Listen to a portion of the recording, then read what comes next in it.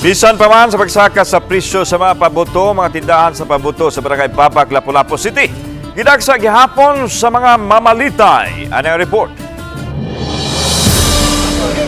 Gikan pa sa kauluhan si Roger Arellano, apan sa di pa siya muli sa Badyan karong adlaw, mituyo una siya sa Barangay Babag aron makapalit og mga pabuto. Gamay regani ma'am, kay mahal naman kayo, hindi naman para sa una. Karon tag 5 na usaw, bis 1,000 ng 1,000 kabukang budget karon kuha na lang. Na 500 na lang.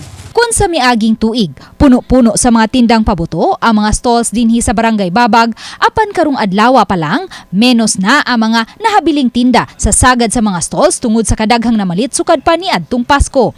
Gani ang stall ni Cherry Piloni, pulos fountain na lang ang nahabilin ug may pipila na lang usab ka round sa Rambo. Kusog jud sa una nabilinan pa mi kwitis mga panato mga 5,000. Karon man urot mo na tiniti na lang mo na sa trabahante. Ilang gipadadri patinda ilang pinaskuhan nga kwitis. 2 rato ang kwitis sa una ma'am, karon mahal. Doble ang presyo, ay mahal ang mga kemikal, pero kusog gyud po mamalit mga tao. Kaganiha, subling mipahigayon ug hiniusang inspeksyon sa mga stall sa pabuto ang Lapu-Lapu City Police ug ang Lapu-Lapu City Fire District.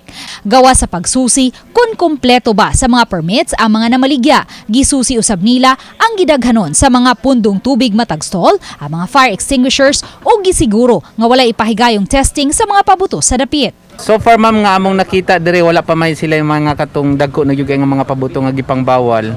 Anyway, ang ato ang station commander ready man po sila ng aside sa ato ang regular inspection, napud sila yung mga surprise inspection time to time. Magi-check ang among mga dokumento nga manggipang issue sa ila. So far wala may nakita nga ay nakalusot. Namin na issue at the same time few days ago